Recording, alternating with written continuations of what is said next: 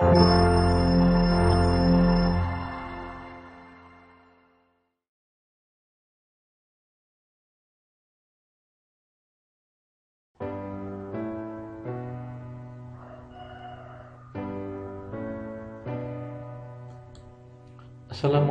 warahmatullahi wabarakatuh. Anak-anakku sekalian, kita bertemu kembali di bab 3 semester 2. Kali ini kita mengambil tema yaitu menyempurnakan hidup melalui pernikahan pada materi pendidikan agama Islam dan budi pekerti kelas 12. Ketentuan pernikahan dalam Islam. Pernikahan merupakan jalan terbentuknya institusi dalam keluarga. Pernikahan adalah fitrah pribadi atau masyarakat. Dan fungsi pernikahan yang pertama adalah sebagai salah satu pilar kokohnya sebuah masyarakat. Yang kedua, sebagai penerus kelangsungan hidup manusia. Yang ketiga, perlindungan dan terjaganya akhlak dan tata susila. Yang keempat, merupakan jalan bagi berlangsungnya proses pembentukan dan penanaman nilai. Yang kelima adalah untuk ketentraman batin dan kasih sayang yang hakiki yang dirasakan ketika kita sudah menikah. Inilah fungsi pernikahan yang barangkali mungkin adik-adik sekalian sudah lulus ini juga mulai mempersiapkan, karena pernikahan adalah suatu keniscayaan. Pesan yang disampaikan dalam pernikahan terkandung dalam surat An-Nisa atau surat yang keempat ayat 1. Allah berfirman, A'udzubillahi minasyaitonirrajim, Ya ayyuhalladzina amanu taqu rabbakumul ladzi khalaqakum min nafsin wahidatin wa khalaqa minha zawjaha wa batsa minhuma rijalan katsiran wa nisaan wattaqullaha alladzi tasaaluna bihi wal arham innallaha kana 'alaikum raqiba. Hai sekalian manusia, bertakwalah kepada Tuhanmu yang telah menciptakan kamu dari seorang diri, yaitu Nabi Adam, dan daripadanya Allah menciptakan istrinya. Menciptakan istrinya dari tulang rusuk. Daripadanya keduanya memperkembangbiakkan laki-laki dan perempuan yang banyak. Nah, ini mulai dari sepasang menjadi beberapa, dan banyak sekali keturunannya. Dan bertakwalah kepada Allah dan pergunakan dengan namanya, dan kamu saling meminta satu dengan yang lain, dan peliharalah hubungan silaturahim, sesungguhnya Allah selalu menjaga dan mengawasi kamu. Nah, ini adalah perintah, salah satu dalil ada kewajiban untuk menikah.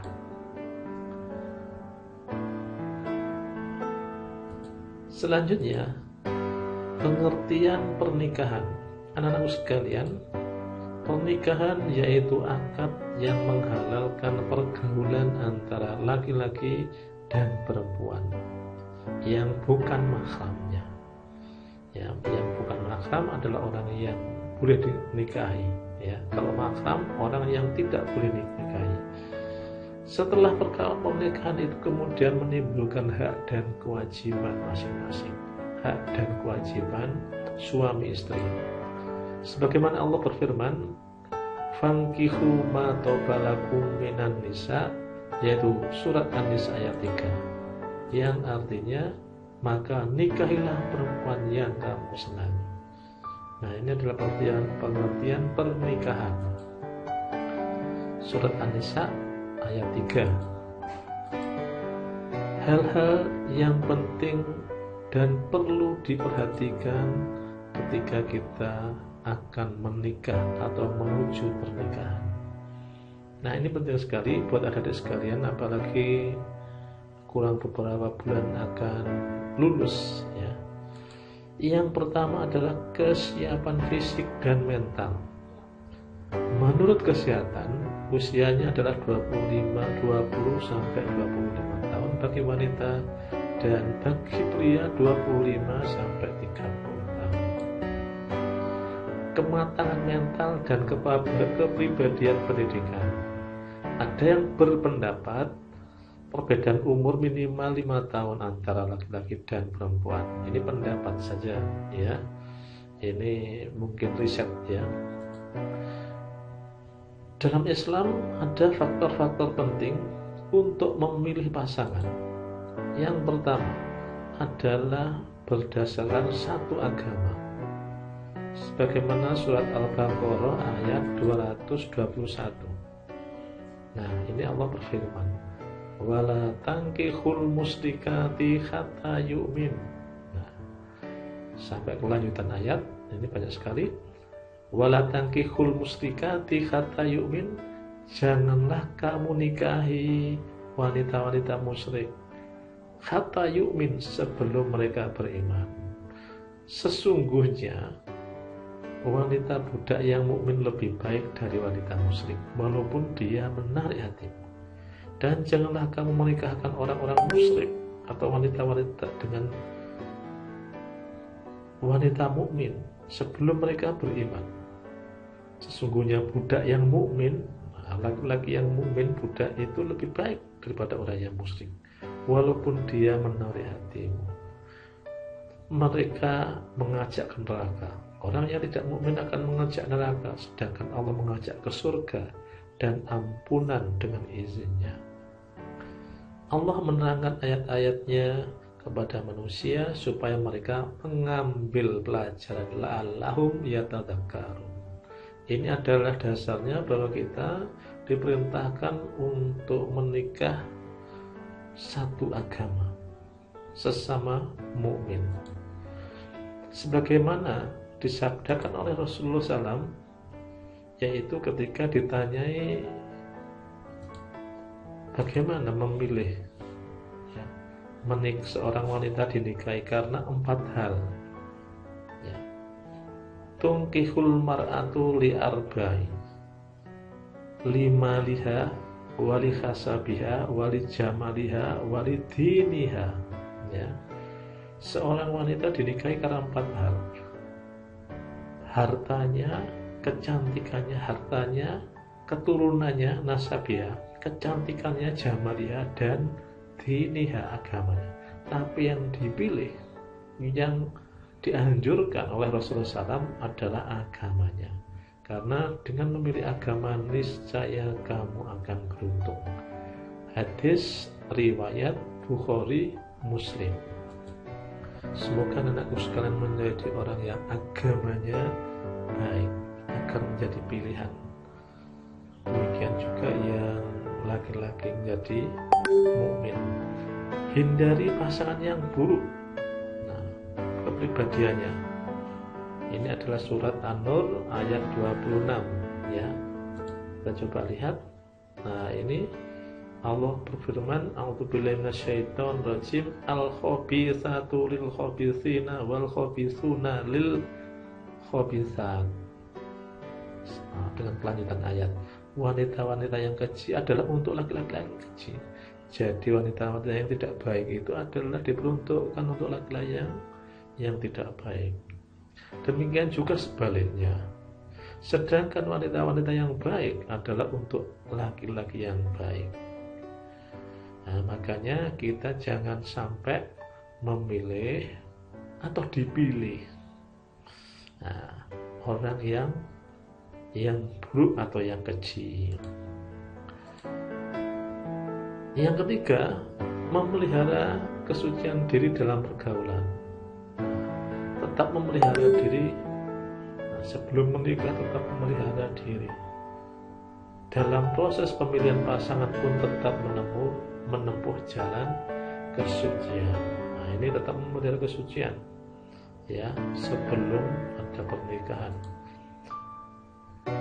Dan sudah barang tentu memohon pertimbangan kepada Allah Subhanahu wa taala atau memohon petunjuk dengan sholat istikharah.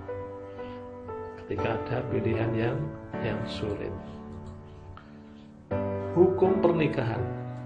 Dalam Islam hukum pernikahan ada 4, ditinjau dari segi fikih. Yang pertama adalah jaiz atau mubah. Hukum ini adalah hukum asli pernikahan, yaitu boleh. Kalau sudah memenuhi syarat, maka ia berhak menikah, baik laki-laki atau perempuan. Yang kedua, sunnah dianjurkan, ya. Karena kalau sudah mampu syarat menikah, kemudian khawatir berbuat zina, disunahkan untuk segera menikah. Yang ketiga adalah wajib.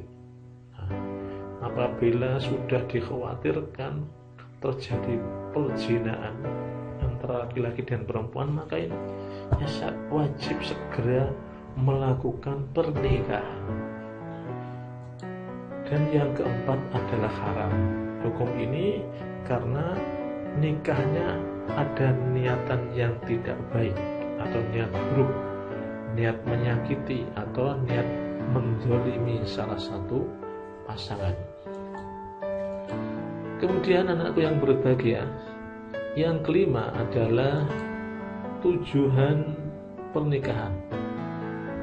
Yang pertama, terciptanya ketentraman hati dan ketenangan pikiran karena kehidupan yang diliputi oleh cinta, mawaddah, warahmah, lahir dan batin antara suami dan istri.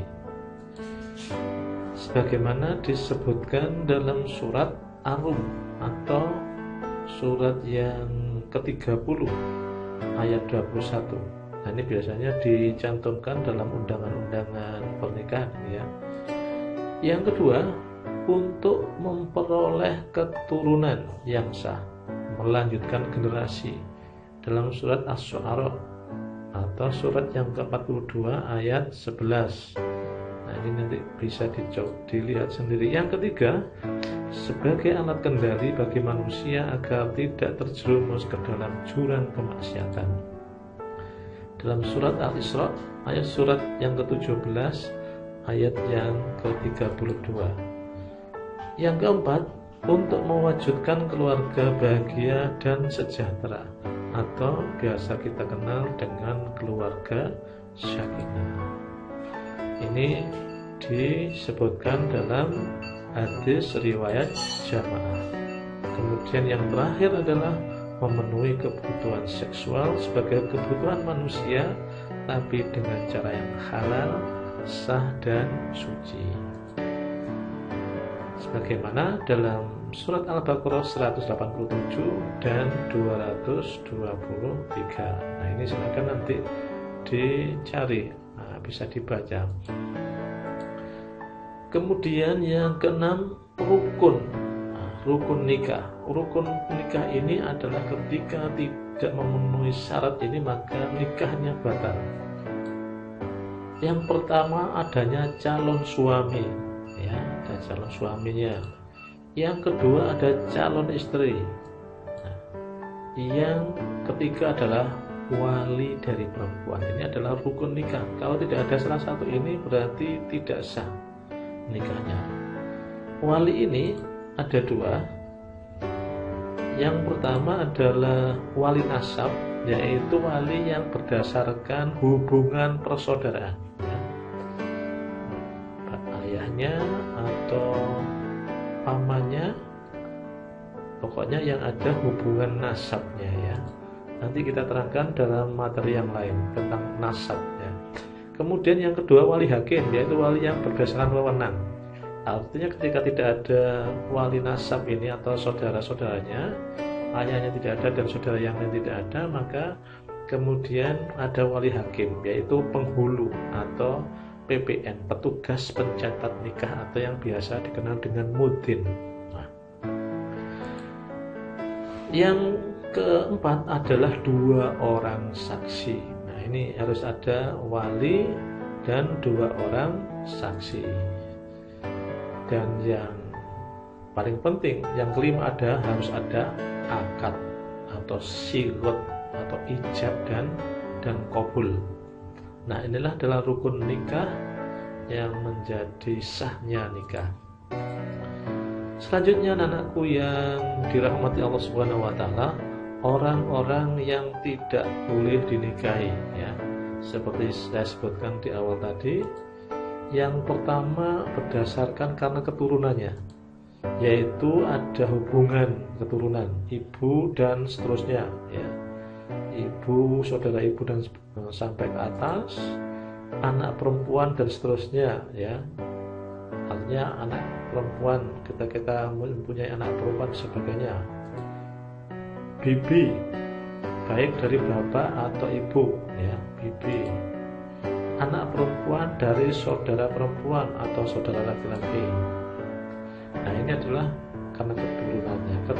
Yang kedua adalah karena pernikahan, ibu dan istri. Nah, ibu dan dari istri, maksudnya ibu dari istri atau mertua, tak boleh, karena ketika kita sudah menikah, maka kita tidak boleh menikah ibu dari istri atau mertua. Anak tiri, apabila ibunya sudah dicampuri, nah, ketika sudah mengawini ibunya, tidak boleh menikahi anaknya juga. Istri bapak atau ibu tiri, istri anak atau menantu. Nah, ini akibat dari pernikahan ini tidak boleh 4 hal ini dinikahi. Kemudian yang ketiga adalah persusuan. Persusuan itu adalah saudara yang menyusu pada satu ibu. Ibu yang menyusui, saudara perempuan sepersusuan. Jadi ibu yang menyusui tidak boleh itu. Meskipun bukan ibu kandung kita, tapi ketika pernah menyusui kita, tidak boleh untuk dinikahi. Yang kedua, saudara perempuan persusuan. Nah, yang keempat adalah ketika sudah dikumpul atau ketika sudah pernah dinikahi, dikumpuli, ya, yaitu saudara perempuan atau yang sudah pernah berkumpul jadi satu, saudara perempuan istri. Nah, dikumpulkan jadi satu. Nah, maksudnya ini dikumpulkan jadi satu. Tidak boleh, yaitu saudara perempuan istri. Yang kedua, bibi perempuan dari istri. Yang ketiga, keponakan perempuan dari istri. Nah, itu yang bisa saya sampaikan anak-anakku sekalian tentang munakahat bagian yang pertama. Semoga bermanfaat. Saya akhiri, billahi taufiq wal hidayah. Sampai jumpa dengan munakahat yang kedua. Assalamualaikum warahmatullahi wabarakatuh.